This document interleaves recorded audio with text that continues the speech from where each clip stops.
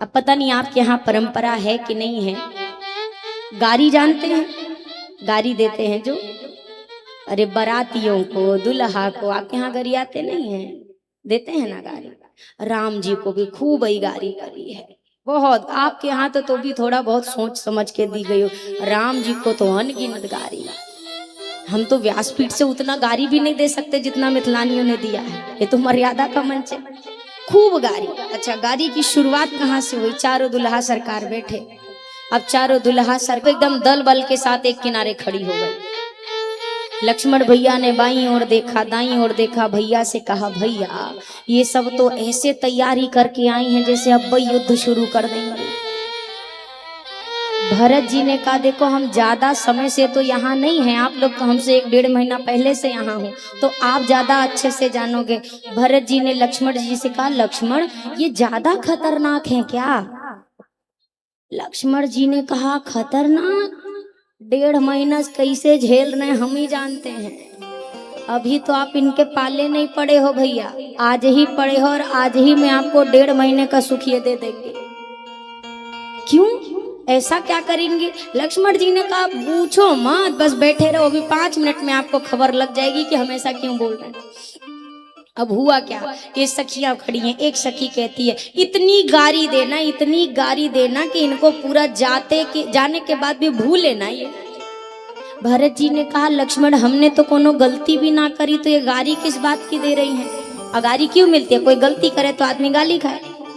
भरत जी तो अब सीधे साधे भोले भाले। भरत जी ने कहा, हमने क्या गलती करी जो ये सारी की सारी गाली देने की बात कर रही है? लक्ष्मण जी ने कहा, आप तो आज पूछ रहे हो, हम तो 1.5 महीने से पूछ रहे हैं कि क्या गलती की है जिसके लिए बात बात पे गाली देती है। आखिर कौन सी चूक करी है हमने जिसके लिए हमें गाली दी जा रही है? लक्ष्मण जी ने कहा, अरे भैया ये मिथिलानियां इतनी खतरनाक है, इन्होंने तो मंडप तक में हमारे भैया को गाली देना नहीं छोड़ा। आप तो यहाँ की बात कर रहे, अब मंडप तक में ठाकुर जी को इतनी गाली ये सखियां दे रही थी।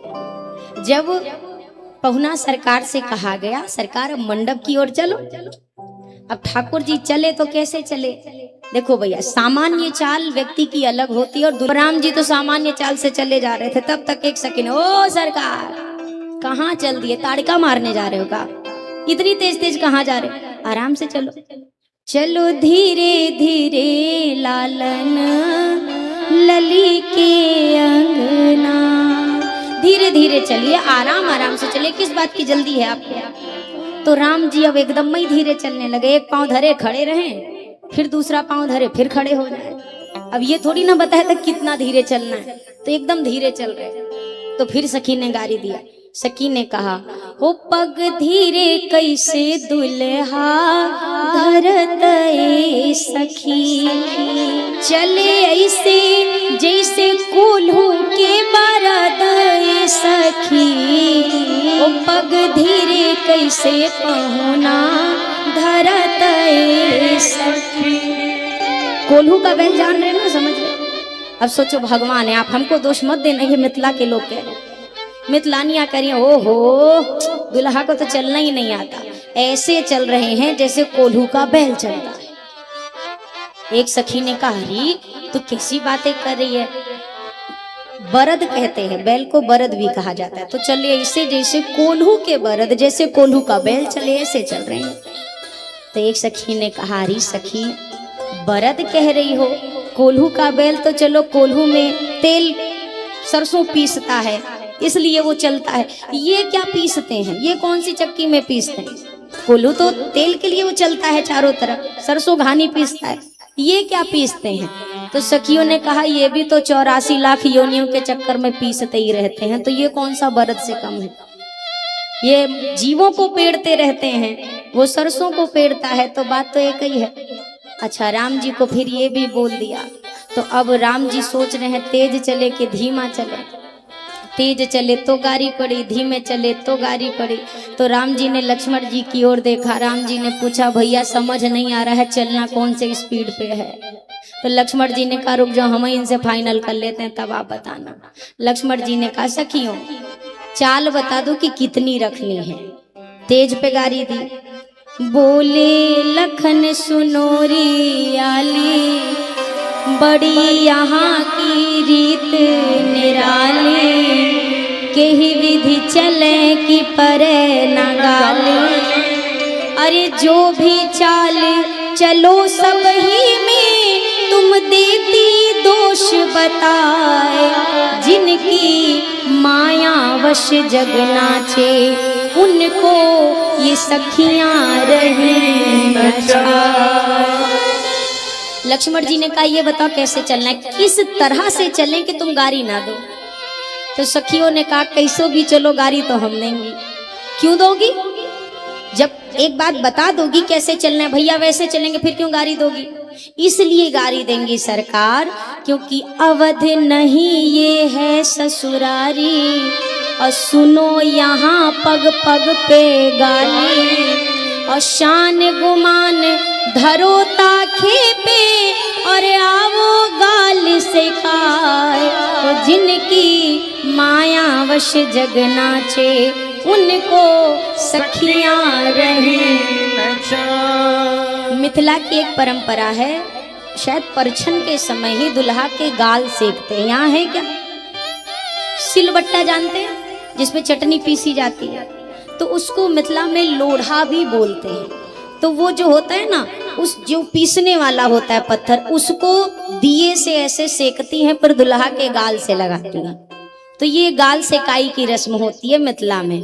तो सखियों ने राम जी का तो एक ही बार सेकवाया। सखियों ने सुनैना मैया सेकाई, छोटके वाले का ज्यादा सेको, बतिया बतिया पे यही गाल फुलाता है, हर बात पे गाल फुलाते हैं। राम जी का एक बार सेकना तो इनका 6 बार सेकना कम से कम। तो राम लक्ष्मण जी से क्या कहा, शान गुमान धरो ताखे पे, आओ गाले से खाए। होंगे ये भगवान कहीं और के, हमारे लिए कोई भगवान भगवान ना है। और सच में भगवान मानकर मिथिलापुरवासी ये सब नहीं करे। एक सखी ने कहा, हमने तो सुना ये मर्यादा पुरुषोत्तम है, भगवान है, अरे पुरुषोत्तम को गारी कैसी?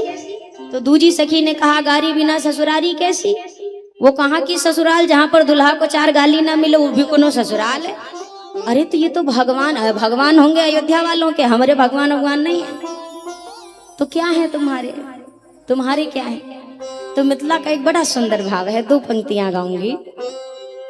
तपस्विन के त्याग बैठे, संतन अनुराग बैठे।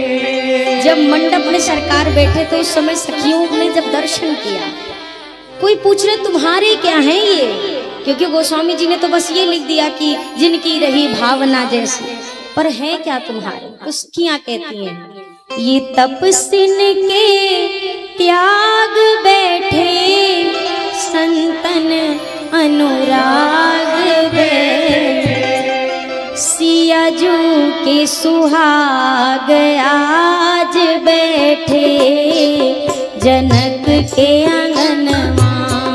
सिया जू के सुहाग आज बैठे, जनक के आंगनमा।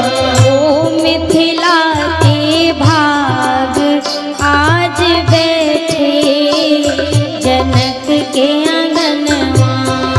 मिथिला के भाग आज बैठे, जनक के आंगनमा।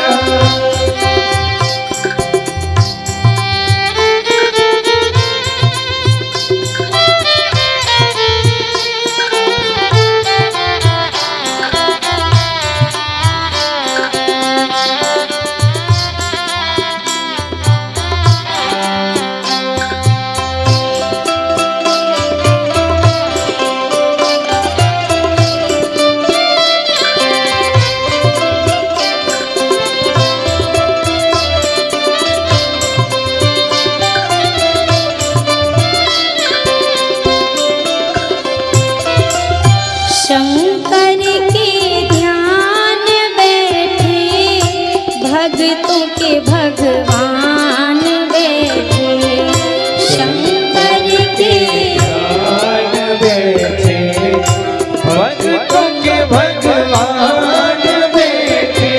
मिथिला की सखियां कहती हैं, ये तपस्वियों के त्याग हैं, ये संतों के अनुराग हैं, हमारी किशोरी जी के ये सुहाग हैं, ये शंकर के ध्यान हैं, ये भक्तों के भगवान हैं। किसी ने कहा तुम तो बाहर सबका बता रही हो, अपना तो बताओ तुम्हारे कौन है। तो मितलानिया कहती हैं, वो शंकर के ध्यान बैठे, भक्तों के भगवान बैठे, शंकर के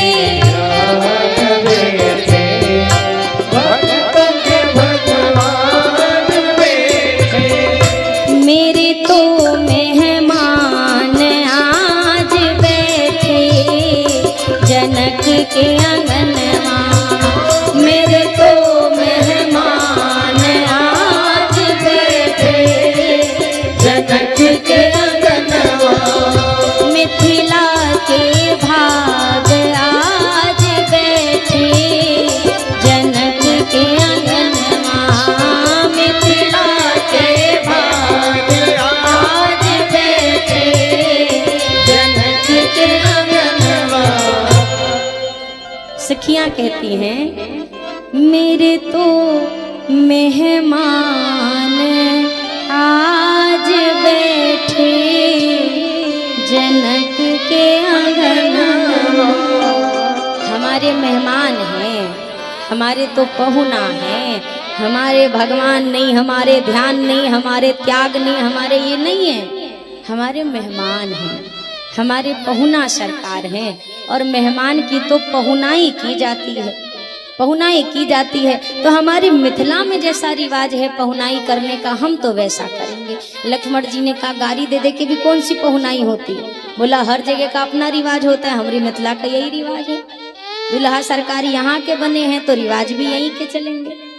अब ये सखियां गारी देने को सच्चे, चारों भैया बैठे तो हैं पर तीनों भैया राम जी की ओर देख रहे हैं। लक्ष्मण जी ने कहा भैया परशुराम जी से मुकाबला कर सकते हैं, इनसे नहीं कर पा रहे, ये उनसे भी 2 कदम आगे हैं, इनको कैसे चुप कराएं। अगर ये गारी देना एक बार शुरू हो गई तो चुप ना होंगे, हम जानते हैं।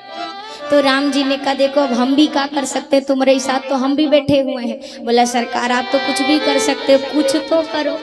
राम जी ने कहा देखो वादा तो नहीं कर रहे पर कोशिश कर लेते हैं, क्या पता कुछ काम बन जाए। तो राम जी ने कोशिश करी, क्या कोशिश करी कि ये गाली ना दे पाए। तो हुआ क्या, जैसे ही स्वर्ण थाल में भोजन जनक जी ने परोसा अपने कर कमल से, दुल्हा सरकार से कहा सरकार पाइए। तो पाने के लिए तो जो मोहरा लटक रहे, मोहरा तो हटाना ही पड़ेगा चेहरे से, तब ना कौर उठा पाएंगे सरकार।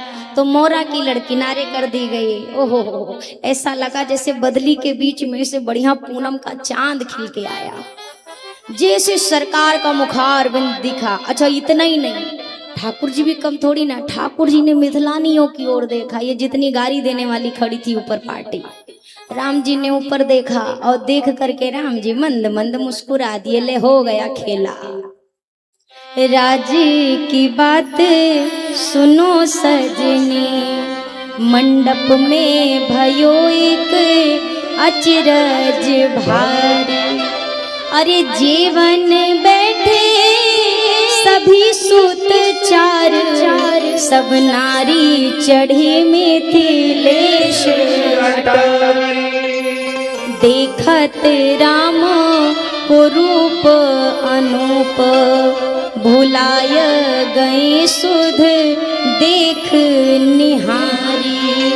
और भूले गई अवधेश को नाम, और देन लगी मिथिलेश गारी। राम जी ने ज्यों मुस्कुरा के देखा, गारी तो याद रही पर सिस्टम बिगड़ गया इनका, उसमें फॉल्ट आ गई। क्या हुआ, ये जितनी गारी दे रही थी और सारे गारी में जहां जहां भाई अपने समधी जी को आदमी गारी देता है, तो जितनी जगह पे समधी जी का नाम ले लेके गारी देना था उतनी जगह पे दशरथ जी का नाम नहीं ले पा रही, मिथिलेश जी का नाम ले रही है, जनक जी का ही। अब सोचिए जनकपुरी में खड़ी होकर जनकपुर की सखियां जनक जी को ही गारी दे रही हैं और सारा समाज ठहाके लगाकर हंस रही। तो बढ़िया रिवाज है मिथिला का, मिथिला की सखियां मिथिला वालों को ही गारी दे, खूब गारी दे रही हैं। अब जब गारी दे रही हैं जनक जी महाराज को और दशरथ जी हंस रहे, पूरा समाज प्रफुल्लित ये दृश्य देख देख करके। इतने में एक सखी ने कहा, देखो हमें लग रहा है हमारी गाली में कुछ गड़बड़ हो रही है। तब ध्यान में आया, ओ हमें दशरथ जी को गारी देनी थी, हम तो उल्टा जनक जी को ही गारी दे रही हैं आधे घंटे से। अब जब होश में आई तब एक सखी ने कहा, तुम ही तो कह रही थी सीधे साधे हैं गाली मत देना। बोला अब हम ही कह रहे हैं एक को गाली बाकी मत छोड़ना। जितनी गाली तुम्हें याद हो बचपन से लेके अभी तक सब दे डालो। इतनी गारी छोड़ा नहीं, किसी को नहीं छोड़ा। अच्छा, मिथिला में ही एक और विधि होती है। विधियां तो बहुत सारी हैं पर जो मुख्य होती हैं मिथिला की विधियां, उसका वर्णन आपसे करें। विधि विधान में एक लीला और कराई थी सखियों ने। ठाकुर जी से कहा, अब पाछे में होएंगे वैदिक रीत विधान, सबसे लौकिक रीत यह कि दुल्हा कूटे धान। धान कुटाई की रस्म होती है का इधर? उखल में धान कुटवाते हैं दुल्हा से, अरे वहां सब करवाते हैं। तो मिथिला की एक रस्म और है सरकार। चारों दुल्हा ने कहा अब क्या है? बोला हमारे मिथिला की रस्म है कि दुल्हा को 8 चोट में धान से चावल निकालना है, धान कूटना है आपको। लक्ष्मण जी ने कहा, भैया इतनी परीक्षा तो वशिष्ठ जी ने हमसे कभी ना ली गुरुकुल में जितनी ये ले रही है। सखियों ने कहा, तो गुरुकुल में दुल्हन थोड़ी ना मिली थी, दुल्हन तो यहाँ मिलेगी, तो परीक्षा तो देनी पड़ेगी। तो लक्ष्मण जी ने कहा, ये कौन सी रस्म है? बोला ये रस्म है। बोला किस चीज के लिए? बोला ये पहचानने के लिए कि दुल्हा के बाबूजी कौन है, मतलब दशरथ जी और कौन है। बोला आपके कहने से थोड़ी ना मान लेंगे। सखियों ने कहा, सुनो दुल्हा सरकार, ये रहा आपके हाथ में ऊखल दे दिया। अब ऊखल है सामने रखा, ठाकुर जी से कहा ये मूसल लीजिए और ऊखल में धान कूटिए। धान डाला, राम जी कूटने वाले थे। बोला सुन लो, शर्त नियम सारे पहले नहीं बाद में ये मत कहना हमने बताया नहीं। 8 चोट गिन के करनी है। कितनी? 8 बार केवल मूसल चलाना है। लक्ष्मण जी ने कहा, भैया कोई बड़ी बात नहीं है, कर दो। बोला बड़ी बात अब आ रही है। बड़ी बात यह है कि 8 चोट मारेंगे तो धान में से साबुत चावल निकलने चाहिए, एक और धान में से चावल टूटा ना निकले। बोला टूट गए तो? बोला साबुत निकल गए तो हम मान लेंगे कि आप दशरथ जी के लल्ला हो, और अगर टूटे फूटे निकले तब तो जांच पड़ताल होगी, फिर ही दुल्हन भेजेंगे आपके साथ। लक्ष्मण जी ने कहा, राम राम राम राम, हम कौन सी ससुराल में फंस गए आके भैया, यहाँ तो बड़ी बड़ी चीजें हुई जा रही हैं जो आज तक नहीं हुई। बोला इसीलिए तो ये मिथिला है, क्योंकि दुनिया से अलग है। अब राम जी ने धान कूटा डर डर के। सोचो दुनिया जिनसे डरती हो, भगवान डर डर के मूसल चलाए। 8 चोट करी पर एकाध धान टूट गए। कुछ धान टूटे तो सखियां जोर से ठहाके लगाकर हंसी।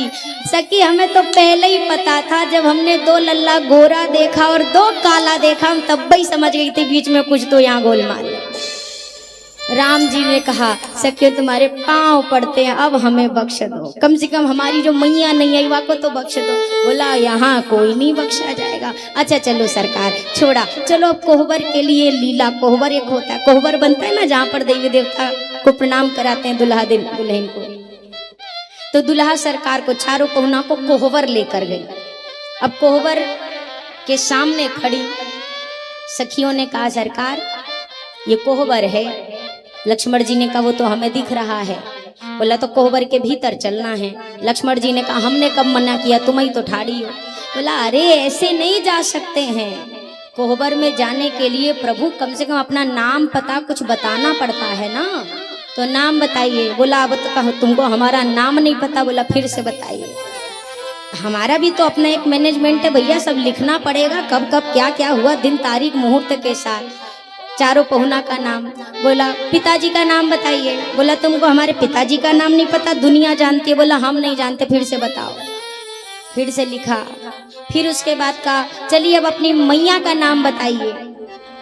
अरे अब मैया का क्या काम? बोला उन्हीं का तो ज्यादा काम है, क्योंकि वो आई नहीं है, हमें कैसे पता आपकी मैया कौन है, कहाँ रहती है, क्या नाम है, नाम बताइए। तो राम जी ने कहा, मैया कौशल्या, मैया श्री कैकेयी, मैया श्री सुमित्रा। सखियों ने कहा ये श्री मैया ये सब हटा दो, सीधा सीधा नाम बताओ, एक अक्षर की भी गलती हो गई तो सारा मामला बिगड़ जाएगा, सीधा बताओ नाम लेके। तो राम जी ने कहा कौशल्या, कैकेयी, सुमित्रा। अरे सरकार थोड़ा जल्दी बताओ, इतना हौले हौले बोल रहे, थोड़ा बताओ, समय बहुत है, विधान बहुत सारे करने, कम है समय। अरे कौशल्या, कैकेयी, सुमित्रा। अब सखी ने तो डायरी रखी एक किनारे, फिर हंसने लगी। लक्ष्मण जी ने कहा यहाँ में हंसने वाली कौन सी बात? अरे सखी तुमने सुना पहुना ने कहा बोला, कौशल्या के कई सौमित्र। अरे राम राम, तुम तो अर्थ का अनर्थ बना देती हो। हमने कहा कौशल्या के कई सुमित्रा, सखियों ने कहा वो भी वही बात तो हम भी कह रहे, कौशल्या के कई सौमित्र। तबई लाला हम कहे तुम काले काले कैसे आए हो? लक्ष्मण जी कहे भैया बस प्राण भरिए नाले, बाकी तो ये कुछ बख्शेंगे नहीं, हमें लग रहा है। अच्छा सखियों, तुम यहाँ जिस लिए लाई हो वो काम तो पूरा करो। हाँ हाँ हाँ हाँ, अच्छा सरकार चलिए ठीक है, कोहबर में जाना है। राम जी ने कहा चलो। बोला ऐसे कहाँ चलो? पहले कोहबर के भीतर प्रवेश करेंगे तो दुल्हन मिलेगी, तो दुल्हन पाने के लिए कुछ नेग चार दोगे तब ना भीतर एंट्री मिलेगी। द्वार चेक कर जितनी सारी सरहजती खड़ी होगी। अब राम जी से कहे नेग निकालो तब भीतर जाओ, दुल्हन लेके अयोध्या जाओ। अब द्वार चेक करके सारी की सारी खड़ी और कहती हैं सरकार, अरे राघव जी कोहबर बिहारी, ढिठाई माफ की जय हमारी। राघव जी कोहबर बिहारी, ढिठाई माफ की जय हमारी। राघव जी कोहबर बिहारी, ढिठाई माफ की जय हमारी। राघव जी कोहबर बिहारी, ढिठाई माफ की जय हमारी। हम सब सिया जुटी सखियां सहेलियां, हम सब सिया जुटी सखियां सहेलियां, हम सब सिया जुटी सखियां सहेलियां, हम सब सिया जुटी सखियां सहेलियां। कोई सरहज कोई सारी, मिठाई माफ की जय हमारी। कोई सरहज कोई सारी, ढिठाई माफ की जय हमारी। मेरे राघव जी कोहबर बिहारी, मिठाई माफ की जय हमारी। राघव जी कोहबर बिहारी, ढिठाई माफ की जय हमारी। द्वार की छिकाई यहाँ नेग कछु लागे, द्वार की छिकाई यहाँ नेग कछु लागे। द्वार की छिकाई यहाँ नेग कछु लागे। द्वार की छिकाई यहाँ नेग कछु लागे। जल्दी से अजी जल्दी से, हाँ जल्दी से दीजिए निकारी, मिठाई माफ की जय हमारी। जल्दी से दीजिए निकारी, मिठाई माफ की जय हमारी। सखियों ने कहा पहुना यहाँ पे कुछ नेग देंगे तो ही आपको भीतर प्रवेश मिलेगा, बिना नेग लिए तो अंदर नहीं प्रवेश मिलेगा। तो राम जी ने कहा अरे सखियों, नेग नहीं लाए हम तो मुनि संग आए। नहीं लाए हमको मुनि संग आए। अरे सखियों, हम तो विश्वामित्र जी के साथ उनका यज्ञ बचाने आए थे, हमें क्या पता था हमारा ब्याह हो जाएगा यहाँ। अगर पहले से पता होता तो अपनी मैया से कुछ नेग वेग मांग के लाए होते, हम तो यहाँ चक्के में पहुँच गए, हमारा ब्याह हो गया। तो हे सखियों, अरे नेग नहीं लाए हम तो मुनि संग आए। नहीं लाए हमको मुनि संग आए। बन के अजी बन के, हाँ बन के कमंडल धारी, मिठाई माफ की जय हमारी। बन के कमंडल धारी,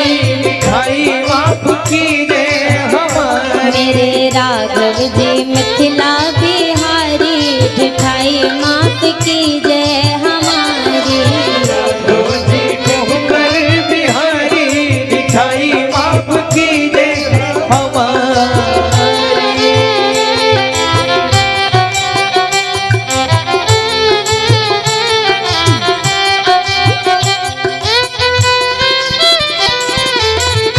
बोलिए श्री मिथिला बिहारी सरकार की।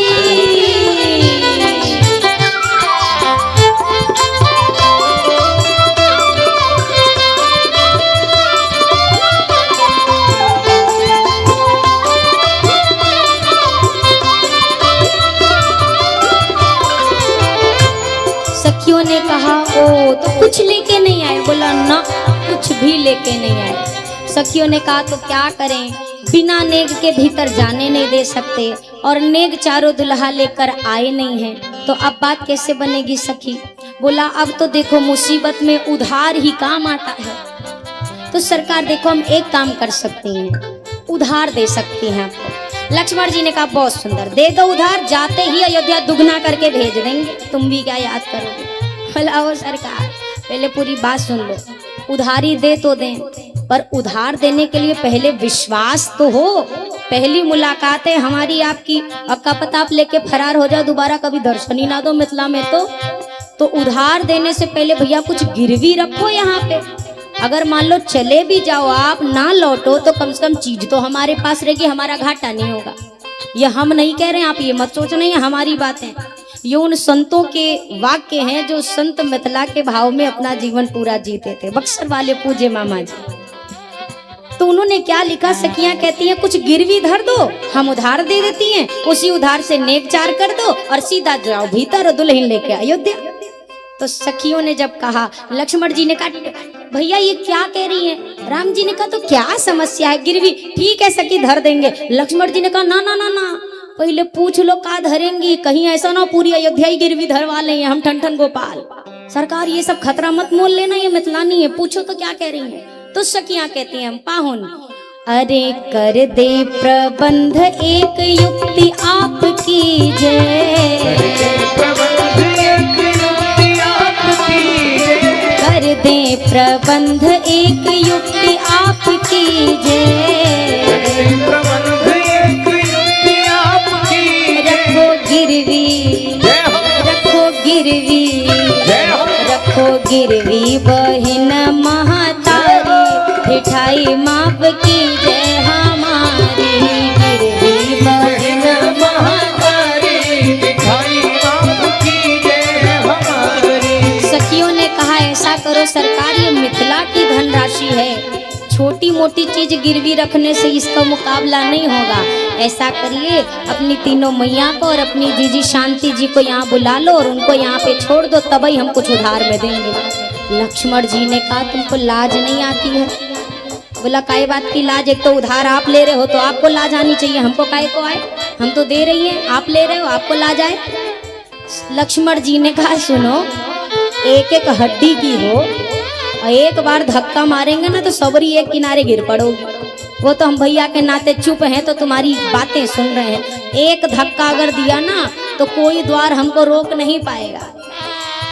सखियों ने कहा तो आप हमसे जबरन देखो। बोला रोक लोगी, बोला रोक नहीं लेंगे, आपकी एक भी पीढ़ी को छोड़ेंगे नहीं जिसको गरियाए ना।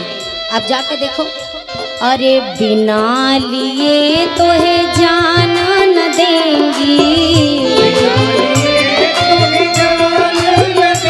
अरे बिना लिए तुम जान न देंगी,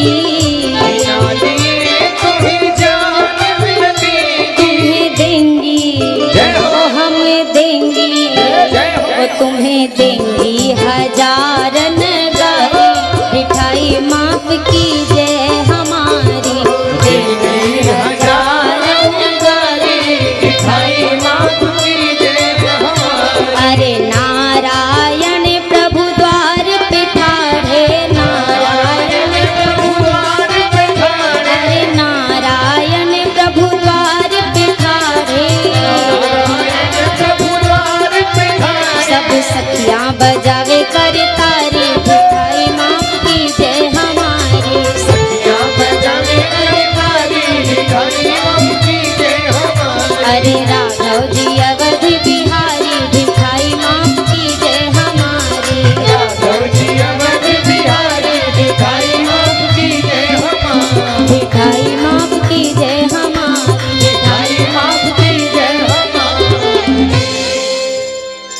सखियों ने कहा बिना नेग तुहे जान न देंगी।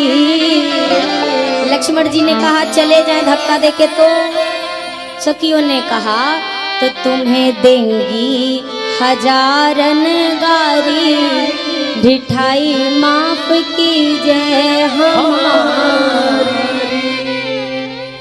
घंटों खड़े रहे सरकार। एक सखी ने कहा अरे सखी अब चलो नेग नहीं लाई, इसका मतलब ये थोड़ी ना कि द्वार के भीतर प्रवेश नहीं मिलेगा। अच्छा द्वार के भीतर क्यों जाना है, देवी को ही तो प्रणाम करना है ना। तो चलो पहुना सरकार, हम आपके लिए एक चीज सहूलियत की कर देते हैं, हम अपनी देवी को ही बाहर ले आते हैं और आप पांव पड़ लेना। अब एक स्वर्ण की थाल में बढ़िया ऊपर से मखमल का एक ओढ़ावन डाल के लेकर के थाल आई गई। सखियों ने राम जी से कहा पहुना ये रही हमारी देवी, सर लगा करके मस्तक झुकाकर इनको प्रणाम करो। राम जी ने कहा जे कौन सी देवी जो मुंह ही ना दिखा रही है, घूंघट करके बैठी हुई देवी, पहले देवी का चेहरा तो दिखाओ तब तो प्रणाम करूं। सखियों ने कहा क्यों, आप पहले भक्तों से तपस्या करवाते हो कि पहले दर्शन देते हो? पहले क्या कराते हो? पहले तपस्या करवाते हो फिर दर्शन देते हो, और आप चाहते हो हमारी देवी प्रणाम किए बिना पहले दर्शन ही दे दे। अरे प्रणाम करो दर्शन भी दे देंगे। राम जी ने कहा मुंह दिखाई भी किए बिना तो हम ना प्रणाम करेंगे। सखियों ने कहा तो आप खड़े रहो, जा रहे छोटे सरकार के पास पहुंची लक्ष्मण जी के पास। लक्ष्मण जी से कहा लाला आप प्रणाम कर लो तो आपके साथ आपके भैया की एंट्री फ्री, आपने प्रणाम कर लिया तो भैया को अंदर जाने का मौका मिल जाएगा। लक्ष्मण जी ने कहा सुनो, हम अपने भैया के सिवा ना कोनो देवी जाने ना देवा, जो भी हो लेके जाओ, हम नहीं करेंगे प्रणाम, यही हमारे देवी और यही हमारे देवता। ठीक है खड़े रहो, हमें क्या। तो अब सखियों ने सोचा चले सबसे छोटे वाले के पास, शत्रुघ्न जी के पास पहुंची। लाला आप प्रणाम कर लो, आप कर लोगे तो आपके साथ 2 लोगों को भीतर। शत्रुघ्न जी ने कहा एक तो हम वैसे ही सबसे छोटे हैं, अब जब बड़ों ने कोई काम नहीं किया तो हम ही कैसे आगे बढ़ के कर ले, हम भी नहीं करेंगे। तो अब एकमात्र थे भरत लाल जी। सखियों ने कहा ये बड़े सीधे साधे, इन्हीं को कहा जाए। सरकार आप प्रणाम कर लो। भरत जी ने कहा प्रणाम करेंगे तो क्या होगा? बोला आपके भैया घंटों से खड़े हैं, पांव उनके दुख रहे हैं, पर बात वो मान नहीं रहे, उनके चरणों को कष्ट मिल रहा। इतनी बातें बोल दी भरत जी ने, ना आओ देखा ना ताओ, सीधा साष्टांग। मेरे भैया को कष्ट नहीं होना चाहिए, सीधा साष्टांग। अब सखियों ने उस थाल से जब हटाया वो पर्दा तो वहां पर कोई और देवी नहीं, किशोरी जी की चरण पादुका रखी हुई थी। अब ये ठहाके लगाकर हंसे। लक्ष्मण जी ने कहा भैया सारी भक्ति आपको आज ही करनी थी, भैया ने नहीं किया, हमने नहीं किया, अरे छोटके तक ने नहीं किया, आप क्यों चले गए, गिर पड़े। भरत जी ने कहा कौन सा गलत जगह गिरे हैं, सही जगह तो गिरे हैं। और सखियां कह रही थी भैया को कष्ट हो रहा है, इसीलिए मुझे लगा मैं जल्दी प्रणाम कर लूं तो कष्ट नहीं होगा। लक्ष्मण जी ने कहा आप ही भैया विचित्र हैं, वो फंसाई आप फंस गए। अब ये हंसी उड़ा रही है। फिर उसके बाद यहाँ का ये द्वार का तो कार्यक्रम पूरा हुआ। कहा चलो अच्छा पहुना अब अंदर चलो। अब भीतर लेके गई तो मिथिला की एक और रस्म है जिसमें दुल्हन के साथ साथ उसी के जैसे चाल ढाल, उसी के जैसे स्वरूप वाली और 2-3 कन्याएं बिठा दी जाती हैं। दुल्हे के हाथ में आम का एक पल्लव दे दिया, आम का पल्लव समझ रहे ना, आम्र पल्लव, वो छोटी सी डाल आम की दे दी जाती है। और दुल्हा से कहा जाता है जिस दुल्हन के ऊपर ये पल्लव डालोगे वही दुल्हन तुम्हारी, अपनी दुल्हन पहचानो और ले जाओ। और ये लंबा लंबा घूंघट करके एक ही जैसे वस्त्र पहना कर बिठा दिया जाता है। तो अब 4 दुल्हन बैठी, चारों पहुना इसमें से अपनी अपनी दुल्हन पहचान लो। अच्छा ठीक है, सबसे पहले राम जी को दिया। तो राम जी किशोरी जी 2 तो है ही नहीं, गिरा रथ जल बीच सम कहियत भिन्न न भिन्न। राम जी ने पल्लव छोड़ा तो राम जी को किशोरी जी मिल गई। अब जय जयकार हुई। फिर उसके बाद भरत लाल जी को दिया गया। भरत लाल जी ने भी राम राम राम राम राम राम कहते हुए पल्लव डाला, भरत जी को मांडवी जी मिल गई। अब बारी बची दोनों भैया के, लक्ष्मण जी और शत्रुघ्न जी। तो सखियों ने कहा लखनलाल चलो अब आप करो। लक्ष्मण जी ने कहा शत्रुघ्न मुझसे छोटा है, पर छोटे का ये मतलब नहीं कि हमेशा उसको हर बार अंतिम में मौका मिले, ये उसके साथ नाइंसाफी है। हर रस्म में, रीत में बेचारे को आखिरी में, आज शत्रुघ्न के साथ अन्याय नहीं होगा, आज शत्रुघ्न को पहले मौका मिलना चाहिए। लक्ष्मण भैया चालाकी कर रहे, शत्रुघ्न पहले अपनी वाली पहचान ले तो जो बच गई सो तो हमारी ही है, तो हमें चुनना नहीं पड़ेगा दो में से। तो शत्रुघ्न जी को, शत्रुघ्न जी ने कहा आप बड़े हो, शत्रुघ्न बड़े भैया की बात मानते चलो। अब शत्रुघ्न जी ने भी देखा ध्यान से, सबसे छोटे हम, तो जो सबसे छोटकी सी होगी वो हमारी होगी। तो देखा, अब श्रुतकीर्ति जी के ऊपर पल्लो डाला तो शत्रुघ्न जी को भी श्रुतकीर्ति जी मिल गई। अब लक्ष्मण जी एकदम जोश में। लक्ष्मण जी ने कहा इतनी देर क्यों लग रही है पल्लो लाने में, जल्दी से लेकर आओ। उनको लगे बच्ची तो हमारी और कौन होगा। अब सखियों को तो सारा हिसाब किताब इन्हीं से बराबर करना है। ज्यों लक्ष्मण जी के हाथ में पल्लो, पूरे आत्मबल के साथ लक्ष्मण जी ने ऐसे पल्लो डाला और जैसे पल्लो छोड़ा वहां उर्मिला जी नहीं थी, दाढ़ी वाला बाबा बिठा रखा था। ओ घूंघट फेंक के लिपट गए लक्ष्मण जी से जाके। ओहो, लक्ष्मण जी ने कहा ये हमारी नहीं है। उसने कहा अब तो हम ही आपकी हैं, आपने हमें चुना है, अब हम ही अयोध्या चलेंगे। लक्ष्मण जी ने कहा भैया ये सब हमारे साथ सारी बेईमानी करती है। सखियों ने कहा तो सबसे ज्यादा बात पे बहस भी तो आप ही करते हो, हर बात में आप ही को तो समस्या रहती है, तो आप ही से तो बहस करेंगे। सोचिए, जिस प्रभु के इशारे पर पूरा संसार नाचता है वो ठाकुर जी, चाहे मिथिला कह लो, चाहे वृंदावन कह लो, ब्रज कह लो, अपने भक्तों के वशीभूत भगवान क्या नहीं करता उनकी प्रसन्नता। ठाकुर जी वो सब कर रहे हैं जिससे मिथिला को सुख मिले, मिथिला की सखियों को सुख मिले। भक्ति भगवान आनंद पूर्वक विहार कर रहे हैं।